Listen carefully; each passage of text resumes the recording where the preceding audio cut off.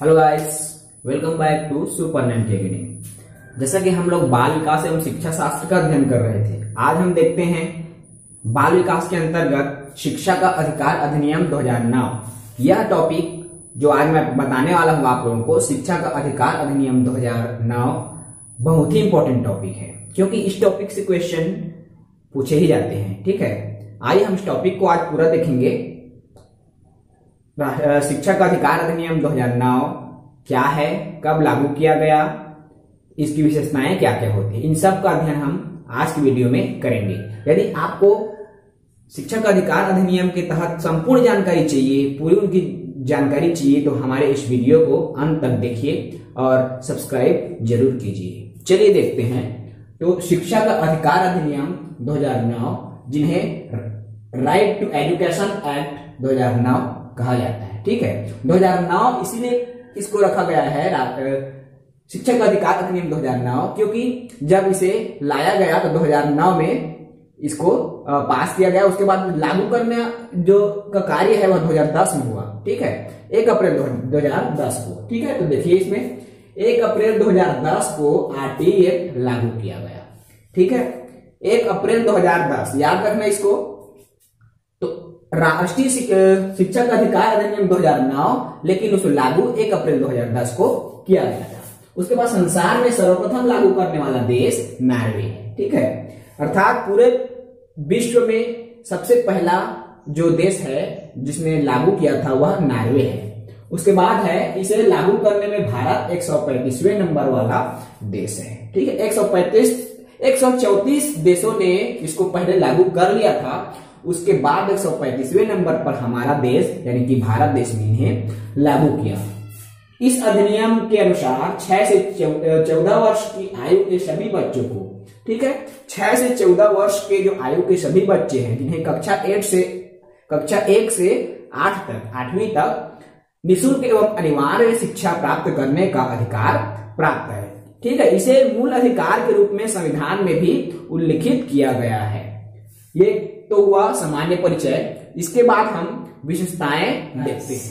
अभी हम देखते हैं शिक्षा का अधिकार अधिनियम 2009 की विशेषताएं। ठीक है, तो अब इसकी विशेषताएं हैं, सबसे पहले है विद्यालय प्रभावशाली हो। ठीक है, आरटी एक्ट 2009 की जो विशेषताएं हैं उसके अंतर्गत पहला आता है विद्यालय प्रभावशाली हो। प्रभावशाली कहने से तात्पर्य उस विद्यालय में एक हेडमास्टर होना चाहिए। मैंने इसको बिल्कुल क्लियर समझ में आ जाए करके आपको समझा रहा हूं। ठीक है, विद्यालय प्रभावशाली तभी होगी जब विद्यालय में संपूर्ण व्यवस्था होगा। संपूर्ण व्यवस्था से तात्पर्य है कि विद्यालय में एक हेडमास्टर होना चाहिए, बच्चों को जो है पर्याप्त कहना चाहिए, बच्चे सभी मौसम में विद्यालय पहुंच सके। जैसे बरसात के दिनों में कीचड़ विचड़ विद्यालय की जो पहुंच मार्ग है वहां नहीं होना चाहिए। सभी मौसम में बच्चे विद्यालय आ सके, ये भी व्यवस्था एक विद्यालय में होनी चाहिए। इसके साथ साथ चारों ओर दीवार, ठीक है, विद्यालय के चारों ओर दीवार का परिसर या घेरा होना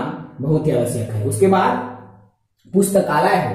सभी विद्यालय में एक लाइब्रेरी बच्चों के लिए होना अनिवार्य है। इसके साथ साथ रैंप हो। रैंप से तात्पर्य है कि विद्यालय में दिव्यांग बच्चे पढ़ते हैं, उसके लिए भी आने जाने की सुविधा हेतु रैंप का होना आवश्यक है। इसके साथ साथ पेयजल, ठीक है, पेयजल की भी व्यवस्था होना चाहिए ताकि बच्चे पानी के लिए किसी भी प्रकार से उनको प्रॉब्लम ना हो, बच्चों को बाहर जाने की आवश्यकता न पड़े। इसके साथ साथ खेल का मैदान और खेल सामग्री भी उस विद्यालय में मौजूद होना चाहिए और टॉयलेट हो।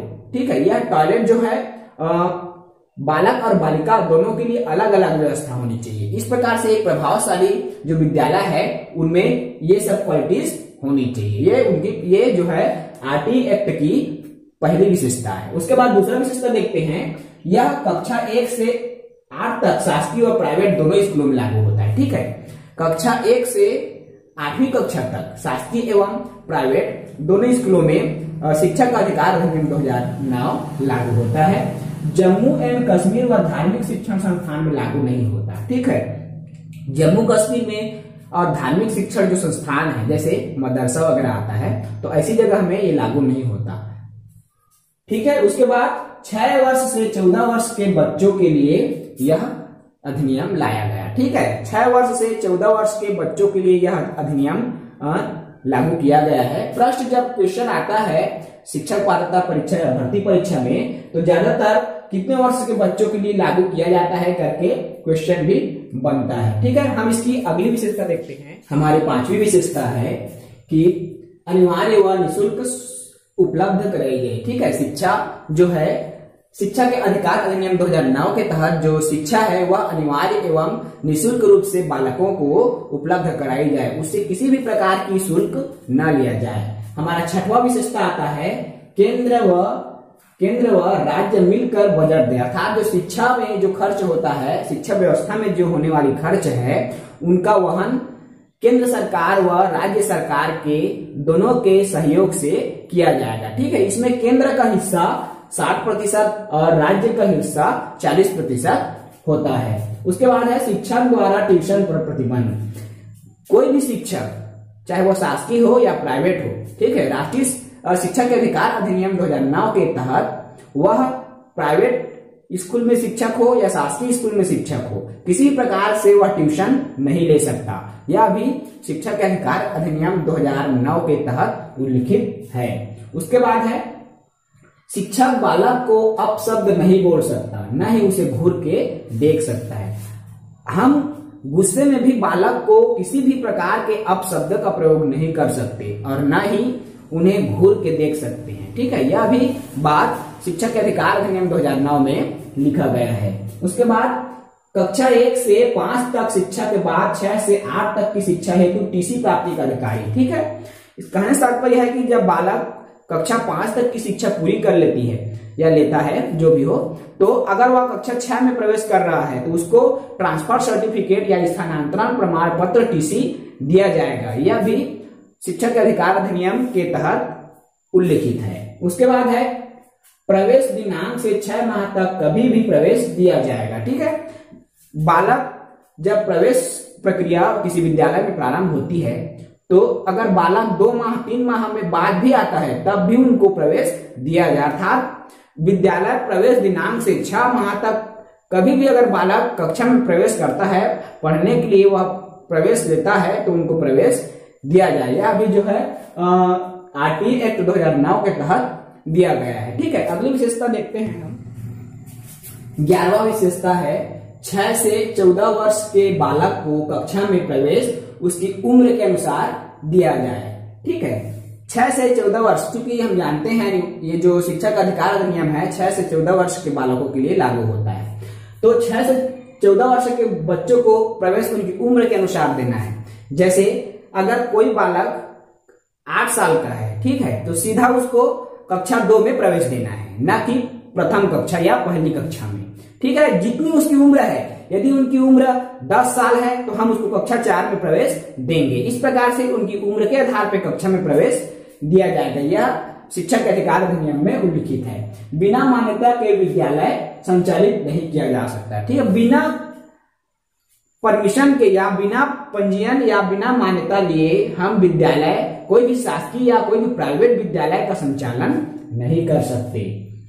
उसके बाद नेक्स्ट है निजी विद्यालयों में 25% आरक्षण गरीब बच्चों के लिए हो। यह लाभ एसटी, एससी, ओबीसी, जनरल व बीपीएल परिवारों को दिया जाए। ठीक है, निजी विद्यालयों में जो प्राइवेट स्कूल्स होते हैं, इंग्लिश मीडियम के जो स्कूल होते हैं, उनमें प्रवेश 25% सीट गरीब बच्चों के लिए आरक्षित हो।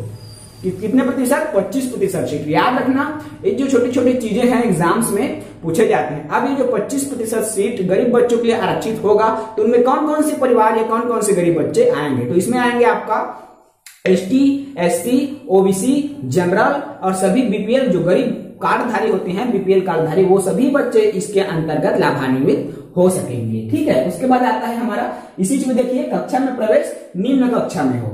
ठीक है, कक्षा में प्रवेश निम्न कक्षा से तात्पर्य मान लो कि किसी विद्यालय में कक्षा 1 से लेकर 5 तक ही कक्षा है। ठीक है, विद्यालय छोटा है जिसमें केवल प्राथमिक कक्षाएं ही है, तो वहां पे जो प्रवेश होगा वह कक्षा 1 में होगा। लेकिन कई जगह के स्कूल ऐसे भी होते हैं जहां केवल कक्षा 6 से 8 तक ही होते हैं। ठीक है, तो वहां कक्षा 6 निम्न होगा।